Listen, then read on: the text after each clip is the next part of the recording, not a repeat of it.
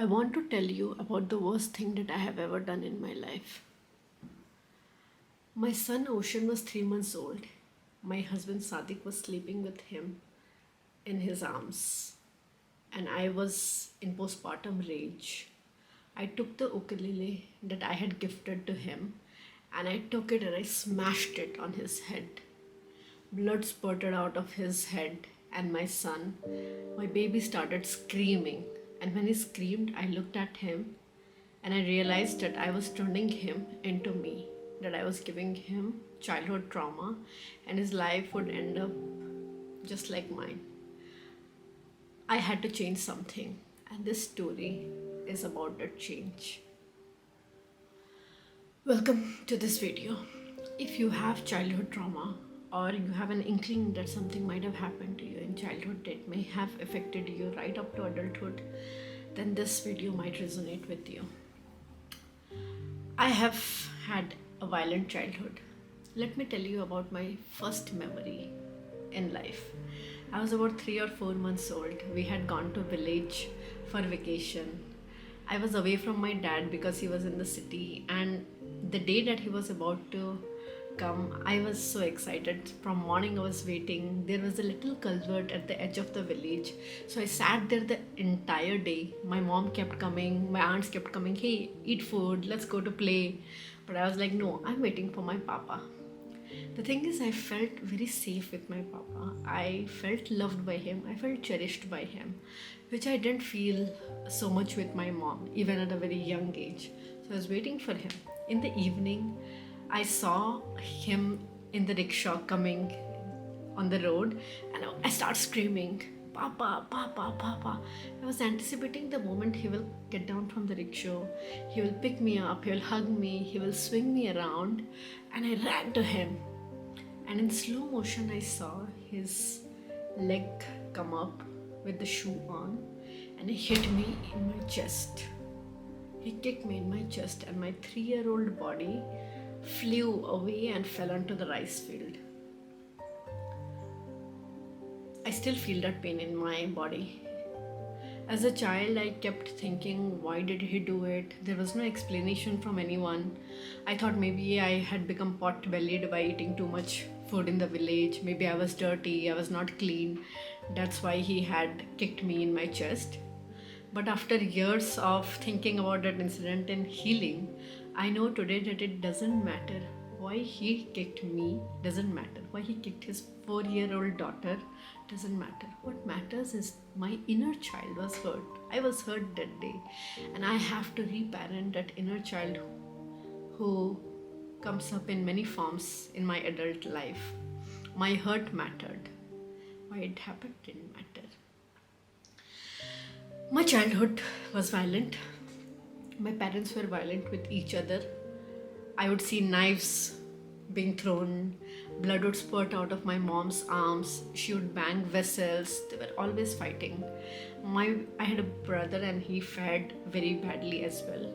So according to my father, I was the smart one because I scored academically well. So he would openly tell in front of guests that I was the smart one and he was dumb. So my brother had it even worse than me. I was at least cherished by my father.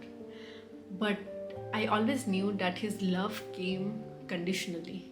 It was based on the condition that I performed well in my exams. If I scored 99 out of 100, he would not talk to me for weeks for that one mark, and I would feel so bad.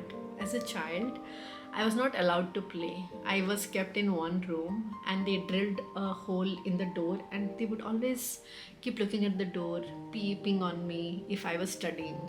Even 1 marks meant that I felt insecure about my parents, that they didn't talk about me. So my entire childhood was performative. In teenage, I slowly started becoming depressed. I didn't know that I was depressed. It just happened that I lost energy. Puberty was very difficult for me. I had started developing breasts as I hit puberty, and my mother would mock me about my breasts. She would say, why are they so big, in front of my dad, and I would feel really ashamed. There were times when I felt that if I just could cut off my breasts, if I could stop my body growing, maybe I would still be that little kid. and life would be better. But something saved me during my teenage years, and it was love. And even today, I have written poems about my phase, love phase during that time. And I look back at that time and I know I was so grateful. And I know many people do not have love in their life and they feel so unworthy about themselves. So I was in a girls' school. We had this trend of admiring junior girls would admire the senior girls. They would follow them around innocently with chocolates. They would want to talk to them. And I, by chance, had one junior girl who started admiring me. At the beginning, I found her very annoying. I thought she was a pest. But slowly, in the 90s phase, she would, call me, give me missed calls over the telephone, and I started anticipating her missed calls. And slowly, love blossomed in my heart. Felt wanted. For the first time in my life, I felt that someone loved me, someone liked me just because I existed. She didn't want anything from me, it was unconditional. She loved me, she liked me just as I was, and I fell in love with her. We spent quite a lot of time in school. She was my safe space. I could talk anything to her. She didn't ask me about my marks, if I was studying. She saved me in a major way. But the situation at home kept getting worse. My board exams were approaching, and my father cut off all sorts of escapes that I had. I could not read novels, I could not go out to play. There was continuous abuse at home. I even attempted suicide once. You can see I still have. Yeah, it's not focusing. I still have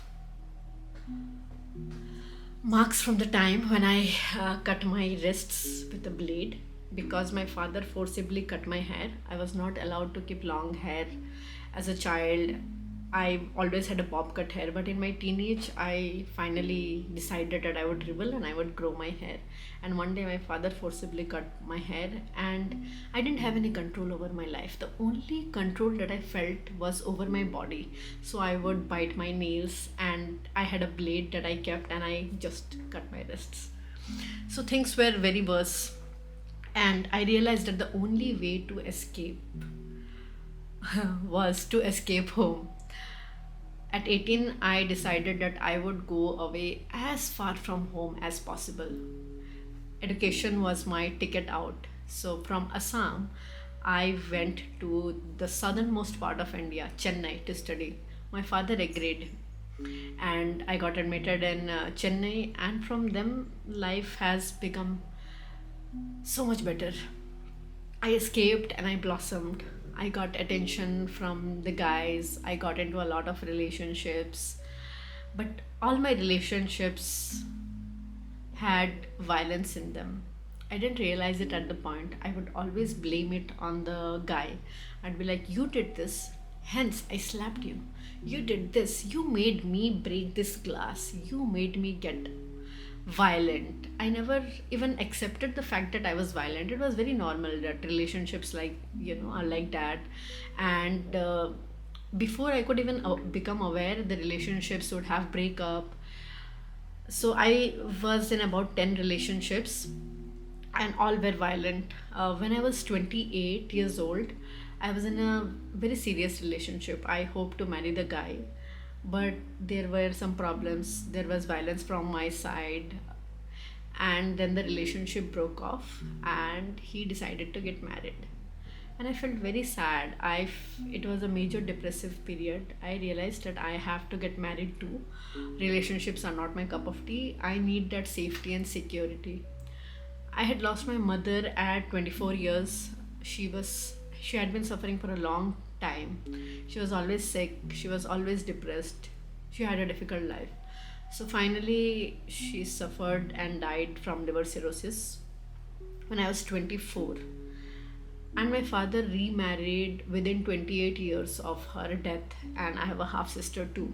So by the time I was 28, I didn't have my family and I didn't have a relationship. So I thought I'll get married.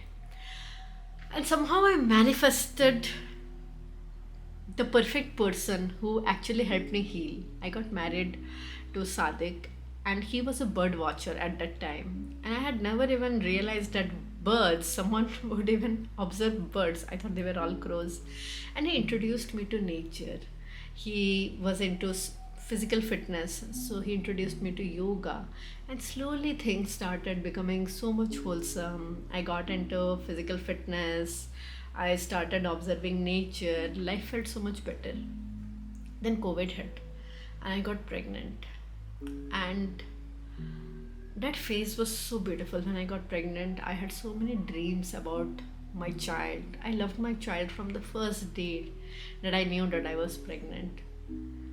But I lost him at 15 weeks. So it was a difficult time. It was COVID. My husband had gone to visit his parents, and I fell sick. I went into preterm labor, and I went to the hospital all alone. And when I reached the hospital, the doctor said that it's already too late. Your cervix has opened up, and you might lose the baby. That night was the worst night of my life. I was alone. I didn't have my husband near me. I was in so much pain. And that pain felt so worthless because I knew that at the end of such a big labor pain, I'm going to lose my baby. The next day, my husband arrived, and I was so mad at him that he was not there. I decided that we will bury the child. It was a boy, and his body was this small.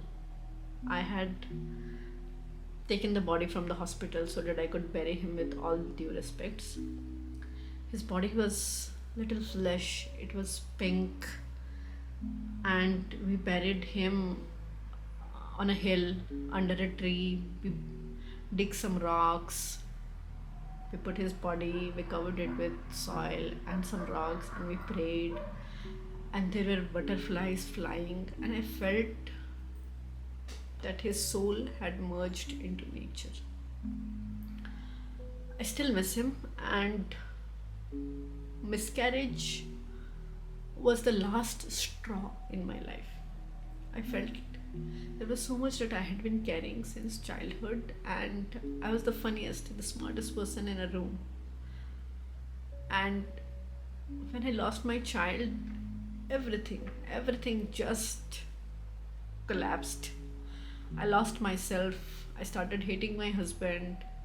I thought this beautiful marriage is also going to get over because I just could not be with my husband anymore after losing my child.